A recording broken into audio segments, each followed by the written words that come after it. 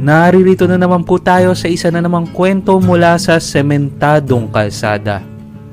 Kung magugustuhan nyo ang ating kwento ngayon, huwag kalimutan ang mag-subscribe, like, and share at mag-notify para sa mga bagong kwento.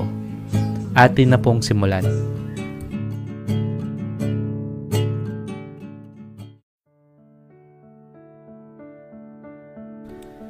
Sa isang malaking apartment building sa hilagang bahagi ng barangay Sementadong Kalsada, may nakatira na lalaki na sa 38 taong gulang. Siya ay isang taong mapanuri at may inggit sa puso, lalo na pagdating sa pagpapakita ng yaman at tagumpay. Sa kanyang trabaho, gusto niyang magpanggap na sobrang abala at maraming ginagawa.